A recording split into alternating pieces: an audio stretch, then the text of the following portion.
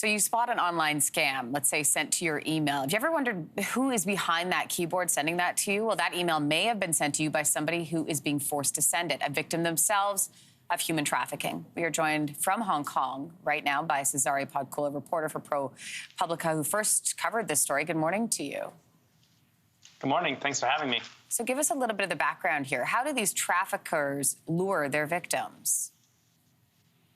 Yeah, it starts out with a fake job ad that these human trafficking victims come across, promising them a comfortable salary and good working conditions in a place like Cambodia, Laos, or Myanmar. And once they report for the job, they realize that it's nothing of the like. It may not be the marketing position or the sales job that they sign up for. Instead, they find themselves sitting in front of a computer looking at training materials on how to scam people online and how to contact them and try to get into conversations with them to woo them out of their life savings.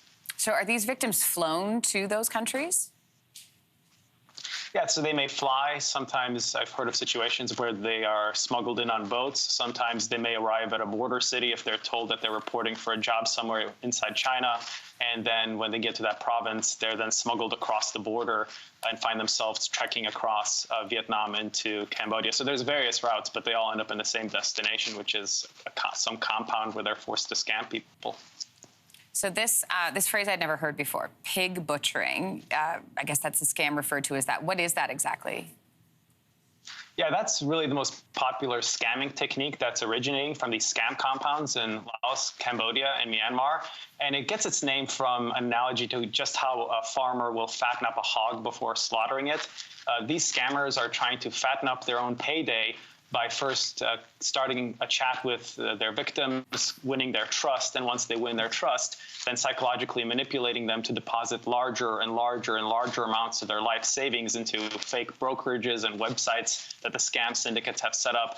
And once people become unable or unwilling to deposit more funds, that's when they make them aware that they've actually lost control of all of their savings that they've deposited. And then they try to capitalize on that desperation by telling them, oh, just pay a fee, pay some hefty tax, and we'll unlock all your funds. But of course, anything you pay, it's just lost money, throwing good money after bad.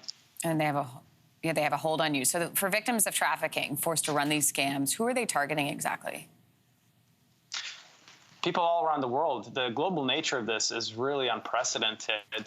One of the victim support groups that I interviewed told me they've tracked people in over 40 countries. I myself, just being one reporter working on the story, talking to people, I talked to close to 30 people, 30 scam victims who lost money to the scam in 7 different countries. So this is really, truly global. And Canada was on that list. I talked to multiple people in Canada who were scammed, as well as the US, Singapore, France, and other countries. So it's truly a global pandemic of scams.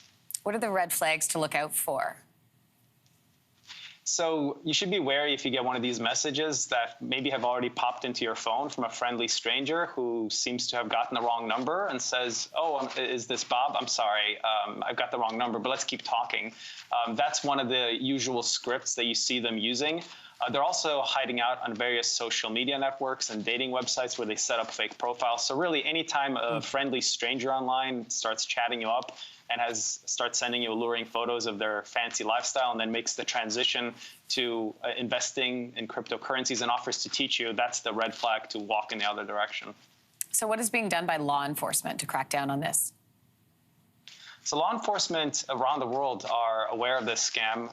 It is being perpetrated in various countries, as I mentioned. So people who are reporting these scams to law enforcement in the US and Canada, obviously law enforcement is working with them to try to help them recoup the funds, to try to freeze and seize the funds that they may have sent through cryptocurrencies to other countries. In Cambodia, the government there has started cracking down on some of these scam compounds. Buildings that were hosting these scam operations. There were some raids and some arrests that were made in recent days. But unfortunately, some of these operations just end up shifting their workers elsewhere. So this is still a developing situation, and the problem is far from solved. Well, thank you for joining us this morning to walk us through it. We really appreciate it. My pleasure. Hey, thanks for watching. If you liked this, be sure to subscribe here, or you can check out more Your Morning videos right here.